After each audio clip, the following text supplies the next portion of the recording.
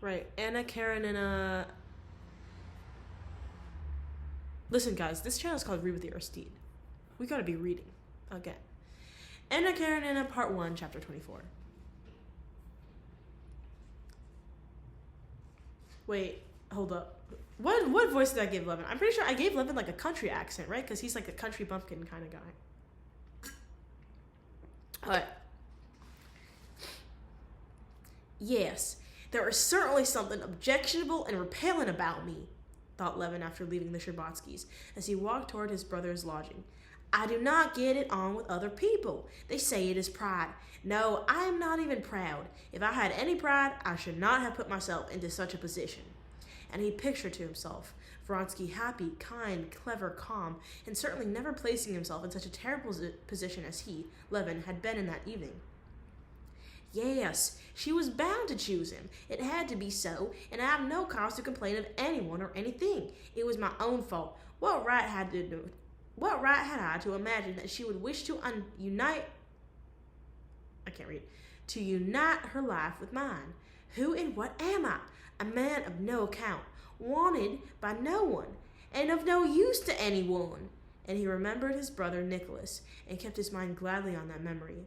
Is he not right that everything on earth is evil and horrid? And have we judged brother Nicholas fairly? Of course, from Profosky's point of view, who saw him in a ragged coat and tipsy, he is a despicable fellow. But I know him from another side. I know his soul, and know that we resemble one another. And yet, I, instead of looking him up, dined out and came here. Levin went up into a lamppost and read his brother's address, which he had in his pocketbook, and then hired a sledge. On the long way to his brother's, he recalled all the events he knew of Nicholas's life. He recalled how, despite the ridicule of his fellow students, his brother had lived like a monk while at the university, and for a year after, strictly observing all the... Oh my god, what did I eat? Sorry.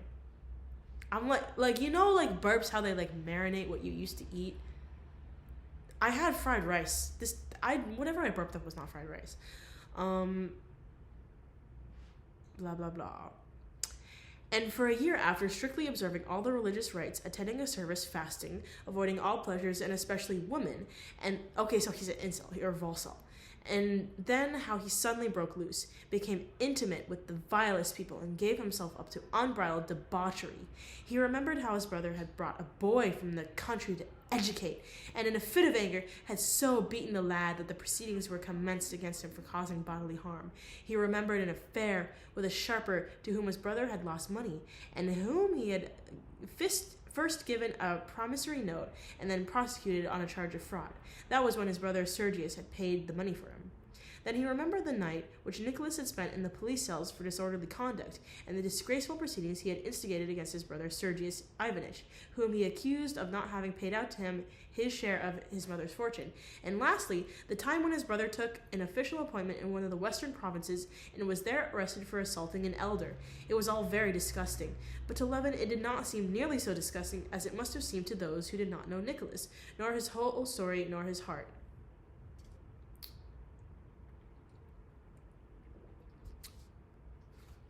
Levin remembered that when Nicholas was passing through his pious stage of fasting, visiting monks, and going to church, when he was seeking in religion for help to curb his passionate nature, not only did no one encourage him, but everyone, and Levin among them, made fun of him. He was teased and called Noah and monk, and then when he broke loose, no one helped him, but all turned away from him with horror and disgust.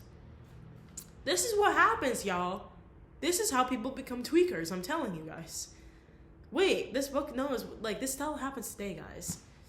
Levin felt that his brother Nicholas in his soul, in the innermost depths of his soul, despite the depravity of his life, was no worse than those who despised him. It was not his fault that he was born with his ungovernable temper and with a cramped mind. He always wished to do right. I will tell him everything. I will get him to tell me everything. I will show him that I love and therefore understand him. Levin decided in his mind. As toward 11 o'clock, he drove up to the hotel of which he had the address. Upstairs, number 12 and 13, said the hall porter in reply to Levin's question. Is he in? I expect so. The door of number 12 was ajar, and from within, visible in the streak of light, issued dense fumes of inferior and weak tobacco. Levin heard a stranger's voice, but knew at once that his brother was there, for he heard him coughing. As he entered the doorway, the stranger's voice was saying, It all depends on how intellectually and rationally the affair is conducted. Constantine Levin glanced into the room, which was beyond a partition, and saw that the speaker was a young man with an enormous head of hair who wore a workman's coat, and that a young, pock-marked woman in a woolen dress without collar or cuffs was sitting on the sofa. He could not see his brother, and his heart sank painfully at the thought that Nicholas lived among such strange people. Let him live in his ketamine polycule. Low-key, though. Oh my god. I feel like there's like someone. My apartment's like making noises, guys. I'm scared. Why is my apartment making noises? I'm scared. Oh my god. This is like some House of Leaves shit. Like genuinely, oh my fucking god.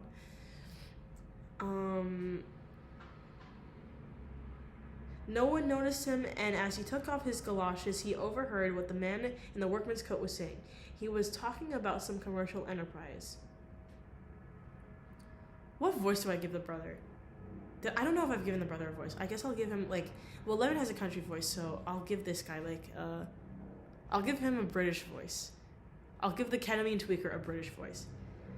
Oh, let the privileged classes go to the devil, said his brother's voice with a cough. Marcia, get us some supper, and bring the wine if any is left, or send for some. The woman rose, came out from behind the partition, and saw Constantine. Here is a gentleman, Nicholas Dmitrich, she said. Whom do you want? Said Nicholas Levin's voice angrily. It is I, answered Constantine Levin, coming forward into the lamplight. Who's I? Said the voice of Nicholas Levin still more angrily. Constantine heard how he rose hurriedly and caught against something, and then in the doorway before him he saw the familiar yet even strange figure of his brother, wild, sickly, gigantic, lean, and round-shouldered, with large, frightened eyes. He was even more emaciated than 3 years before, when Constantine Levin had last seen him. He was wearing a short coat, and his hands and broad bones appeared more immense than ever. His hair was thinner, but the same straight mustache covered his lips, and the same eyes with their peculiar, naive gaze looked out the new corner. Ah, Kotya, he said suddenly, recognizing his brother, and his eyes lit up with joy. But at the same moment he turned to look at the young man and convulsively jerked his head and neck, as if his neck tie were strangling him, a movement Levin knew well, and quite another expression, a wild suffering and cruel look, settled on his haggard face. I wrote both to you and to Sergius Ivanitch that I do not know you and do not wish to know you. What is it? What do you want? He was not at all as Constantine had imagined him. Constantine, when thinking of him, had forgotten the most trying and worst part of his character, that which made intercourse with him so difficult. But now when he saw his face, and especially that convulsive movement of his head, he remembered it all. I do not want anything of you specially, he answered meekly. I have simply come to see you. His brother's timidity obviously softened Nicholas, whose lips quivered. Ah, you have come just for that, he said. Well, come in. Sit down. Will you have some supper? Marcia, get supper for 3. No, wait a little. Do you know who this is? He added, turning to his brother and pointing to the man in the workman's coat. It is Mr. Kritsky, my friend ever since my Kiev days. A very remarkable fellow. Of course the police are after him because he is not a scoundrel. And he glanced round at everybody present as his way.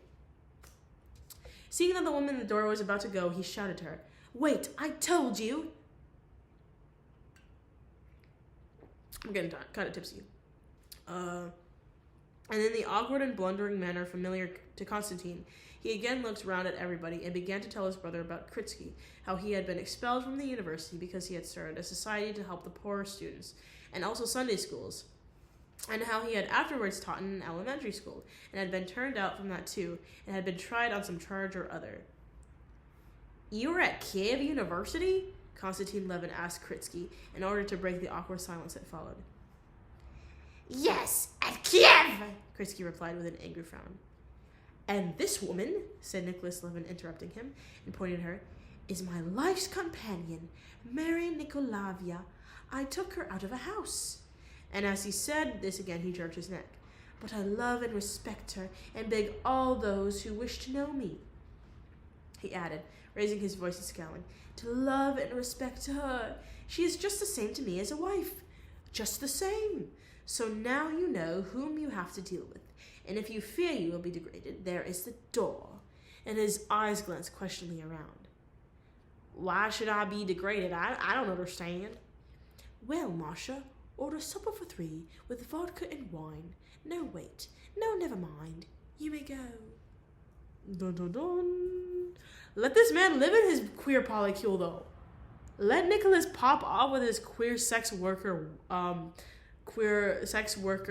AFAB partner and the queer polycule. Like, let that, like, come on, guys. Let him live.